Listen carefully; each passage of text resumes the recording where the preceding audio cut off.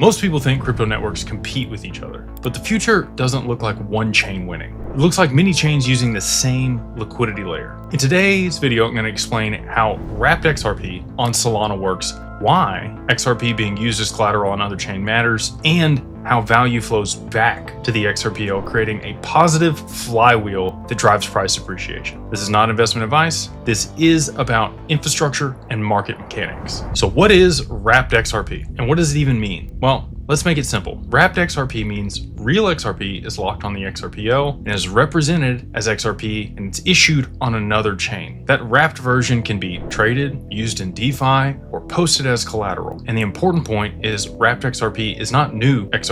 It's the same XRP just being reused somewhere else. Now, I want to make an important designation here. Flare Networks uses a mirrored value of XRP on their chain. Wrapped XRP is exchanging your XRP for another asset, and therefore, as of today, is a taxable event. So if you are going to participate in DeFi ecosystems or actually do this with your XRP, just be aware you currently have tax obligations associated with that transaction. Every wrapped token requires three things: custody or a smart contract lockup, trust in the bridge mechanism, and settlement back to the original chain. No XRP is being created, it's just being reused. Why does Solana matter for wrapped XRP? Solana is built for high speed, low fees, and high volume DeFi activity. That makes it attractive for lending, borrowing, perpetuals, and structured products. When XRP is wrapped onto Solana, it enters a fast DeFi environment, and it can be used just like Ethereum or other stable coins on Solana's network. But unlike those assets, XRP has deep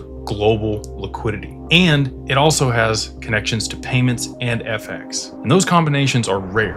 XRP can be used as cross-chain collateral, and here's the big idea: collateral is more important than trading. Trading is optional. Collateral is always required. So when XRP is used as collateral on other chains, it could be backing loans, it could support leverage, it anchors a synthetic asset, and it secures liquidity pools. This creates locked demand for XRP. Why? Well, collateral must stay posted. Collateral can't be sold or traded freely, and collateralization reduces the circulating supply. This is very different from speculation. Speculators buy and sell assets. Collateral doesn't move. XRP being posted as collateral means it stays locked until the loans are closed, it stays locked during volatility, and it becomes part of the plumbing system on the back end of these networks for settlement. As more protocols accept XRP as collateral, the demand is going to increase, velocity of XRP decreases, and float tightens. And that is a really powerful combination. And here's the important part: settlement always follows back to the XRPL. And that's what most people miss. No matter where XRP is being used,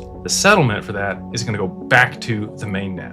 But why would that happen? Well, XRP was originated on the XRPL. The final accounting is always going to happen back on the mainnet. And no matter what the bridges are or where it's wrapped, it's going to have to reconcile those balances back to the XRPL. So even if there's wrapped XRP trading on Solana, or the collateral sits on Ethereum or EVM-based chains, or the derivatives exist somewhere else, the final truth and the settlement layer is going to be the XRPL. Other chains become execution layers or application layers. The XRPL remains the final source of truth and the final settlement layer for all of these transactions. And this actually creates a flywheel for XRP's value to continue to go up. So what would that look like? Well, XRP would be locked on the XRPL, moving it out of the circulating supply. It appears on other chains. The XRP is used as collateral in these DeFi applications and for whatever other derivatives are out there. Liquidity and usage would then increase for XRP. Supply would become more constrained, and the settlement flows would go back to the XRPL when all those transactions were done. The demand for XRP would continue to increase because